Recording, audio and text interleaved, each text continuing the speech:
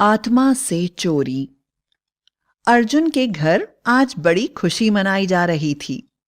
आज उसके 21 वर्षीय भाई का जन्मदिन था। शाम के 7 बजे केक काटने का आयोजन किया गया था और एक छोटी सी पार्टी रखी गई थी। अर्जुन की पत्नी समता रसोई में पकवान बनाने में लगी हुई थी। अर्जुन घर में सजावट कर रहा था। अचानक बेल बजी। अर्जुन ने दरवाजा खोला तो उसके सामने एक बहुत बड़ा गिफ्ट पैक था जिस पर लिखा हुआ था हैप्पी बर्थडे सुशांत। सुशांत अर्जुन के भाई का नाम था। वह गिफ्ट इतना बड़ा था कि अर्जुन को अपनी पत्नी को आवाज देनी पड़ी और उन दोनों ने मिलकर उस पैकेट को उठाकर सुशांत के कमरे में रख दिया। समता ने कहा, अर्जुन, पैकेट में क्या होगा? इतनी बड़ी गिफ्ट क्या हो सकती है? किसने भेजा है? शायद अंदर भेजने वाले का नाम हो। अर्जुन ने कहा, नहीं नहीं, सुशांत को आने दो, आज उसका जन्मदिन है। जब वह अपने हाथों से इस गिफ्ट को खोलेगा तो बहुत खुश होगा। उसके बाद दोनों फिर से अपने काम में लग गए। घड़ी में 6:30 बज रहे थे और सुशांत का ऑफिस से आने का टाइम हो गया था। सुशांत हंसता हुआ घर के अंदर दाखिल हुआ। जैसे ही वह अपने कमरे में गया, इतने बड़े गिफ्ट का पैकेट देखकर खुशी से चिल्लाने लगा, भाभी, यह क्या है? मैं खोलने जा रहा हूं। और बिना किसी का इंतजार करे गिफ्ट के पैकेट को फाड़ फाड़ कर खोल डाला। हैरानी की बात यह थी कि वह एक खाली डिब्बा था जिसमें कुछ भी नहीं था और एक छोटे से कागज पर लिखा हुआ था, जन्मदिन मुबारक। सुशांत ने गुस्से में डिब्बे पर एक लात मारी और बोला, वाहियात मजाक। समता और अर्जुन को भी यह बात बड़ी अजीब सी लगी। फिर भी उन्होंने उसके ऊपर ज्यादा ध्यान नहीं दिया। कुछ देर में मेहमान आने लगे और जोर शोर से पार्टी शुरू हो गई। समता ने कहा, 7 बजने वाले हैं, हमें केक काट लेना चाहिए। सुशांत हाथ में चाकू लिए अपने दोस्तों के साथ नाचता गाता हुआ केक की टेबल की तरफ बढ़ने लगा। जैसे ही वह टेबल पर पहुंचा, अचानक लाइट चली गई और सभी जोर जोर से चिल्लाने लगे। अर्जुन ने तुरंत ही जनरेटर ऑन कर दिया। सुशांत कहीं भी दिखाई नहीं दे रहा था। सभी लोग सुशांत को ढूंढने लगे लेकिन वह कहीं नहीं मिला। समता घबराकर जोर जोर से रोने लगी और अर्जुन ने पुलिस स्टेशन जाने का फैसला कर लिया। समता और अर्जुन को समझ में नहीं आ रहा था कि यह क्या हो रहा है। तभी डोरबेल बजी। दरवाजा खोला तो अर्जुन की मां बाहर खड़ी थी। वह हंसते हुए अंदर आई लेकिन अर्जुन और समता का चेहरा देखकर हैरान रह गई। उसने पूछा, क्या हुआ? सुशांत कहाँ है? वे दोनों मां का हाथ पकड़कर उन्हें सुशांत के कमरे में ले गए, जहां पर सुशांत अपने बेड पर चुपचाप बैठा हुआ था और उसकी आंखों की पुतलियां चारों तरफ घूम रही थीं। वह किसी अजीब सी भाषा में बात कर रहा था। अर्जुन की मां को देखकर सुशांत बोला, आ गई तुम बुढ़िया, क्या चाहती हो? राम प्रसाद को छुट्टी दे दी, उसकी गाय को बच्चा हो गया। अर्जुन की मां की घबराहट में सिट्टी पिट्टी गुम हो गई, क्योंकि राम प्रसाद उनके यहाँ काम करने वाला नौकर था जिसने आज अभी इसलिए छुट्टी ली थी क्योंकि उसकी गाय को बच्चा होने वाला था। यह सुशांत को कैसे पता चला? यह सोच वह घबरा कर कमरे से बाहर निकल गई और अर्जुन से बोली, अर्जुन, हमारे सुशांत पर किसी ऊपरी आत्मा का साया पड़ गया है, इसीलिए वह इस तरह का व्यवहार कर रहा है। हमें जाकर तुरंत ही इसे तांत्रिक को दिखाना होगा।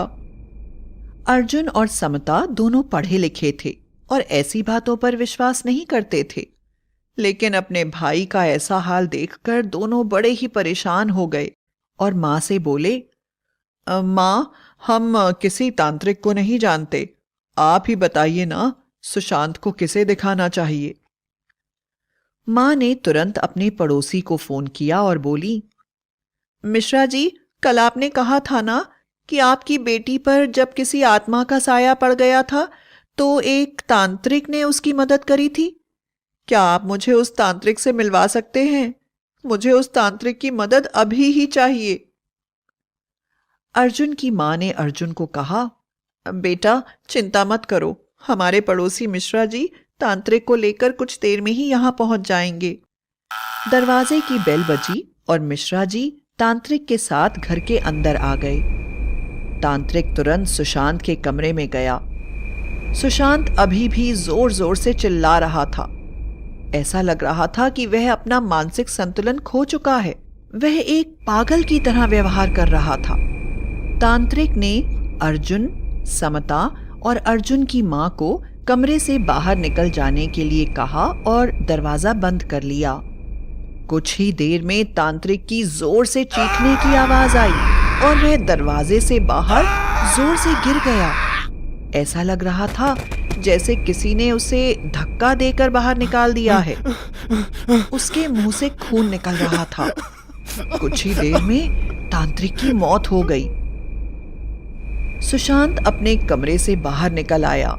वह भयानक आवाज में हंस रहा था। हा हा हा हा हा हा। सुशांत बोला, मुझे पहचाना नहीं? मैं विक्रांत हूं, वही विक्रांत जिसका पैसा तुम लोगों ने 5 साल पहले चुरा लिया था और मेरी पत्नी ने आत्महत्या कर ली थी। अपने परिवार को इस तरह से बर्बाद होते देखकर मैंने भी अपने शरीर पर आग लगाकर अपनी जान दे दी थी। मुझे मेरा बदला मिल गया है। मैं तुम्हारे भाई को लेकर चला जाऊंगा। तुम लोग मेरे रास्ते में मुश्किलें खड़ी मत करो। अर्जुन और समता जोर जोर से रोने लगे और अपने गुनाहों की क्षमा मांगने लगे। सुशांत के शरीर में विक्रांत की आत्मा ने कहा, सब लोग सोचते हैं कि मैंने अपने ऑफिस के पैसों की शराब पी ली, इसलिए सब मुझसे नफरत करते हैं, यहां तक कि मेरी पत्नी भी। तुम्हें सबके सामने यह बताना होगा कि तुमने किस तरह से मेरे पैसों को चुराया है। अर्जुन माफी मांगते हुए बोला, एक दिन विक्रांत को तेज बुखार था और वह ऑफिस के पैसे बैंक में जमा करने जा रहा था। मैं नया घर खरीदना चाहता था। मेरी पत्नी समता को उसके जन्मदिन पर घर देने के लिए मैंने एक योजना बनाई और विक्रांत से कहा कि तुम आराम करो, मैं ये पैसे बैंक में जमा करवा देता हूँ। वह मुझ पर बहुत विश्वास करता था, उसने पैसे मुझे दे दिए। विक्रांत बहुत ही गरीब और शराबी आदमी था। इसका फ़ायदा उठाकर मैंने विक्रांत को बहुत शराब पिलाई और उसके पैसे और अपनी पत्नी को लेकर हम वह शहर छोड़कर चले आए। कुछ दिनों बाद खबर आई कि विक्रांत और उसकी पत्नी की मृत्यु हो गई है। विक्रांत की पत्नी ने समझा कि उसके पति ने शराब के लिए ऑफिस के पैसे चुरा लिए हैं और अपने पति से उसे सख्त नफरत हुई और शर्म से उसने फांसी लगा ली। अपने ऊपर झूठा इल्ज़ाम लगते देख विक्रांत ने भी खुद पर पेट्रोल डालकर आग लगा ली। विक्रांत के परिवार के खत्म हो जाने के कारण हमने सोचा कि अब हमारा राज कोई नहीं जान पाएगा। अर्जुन की बात खत्म होते ही विक्रांत की आत्मा सुशांत के शरीर से निकल गई और उसने रोते हुए अर्जुन और समता से कहा, तुम ये बात सारे समाज के सामने कहो ताकि कोई हमें नफरत से ना याद करे। इससे हमारी आत्मा शांत हो जाएगी। हम तुम्हें एक ही शर्त पर माफ कर सकते हैं कि तुम चोरी के पैसे से लिए इस घर में हर साल मेरा और मेरी पत्नी का श्राद्ध करोगे। अर्जुन ने विक्रांत से वादा किया कि वह ऐसा ही करेगा।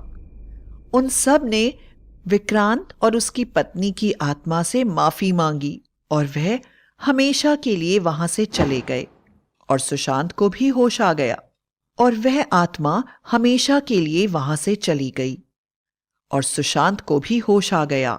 वह बोला, भाभी मुझे बहुत भूख लग रही है, मुझे खाना दो। और सब कुछ पहले की तरह सामान्य हो गया।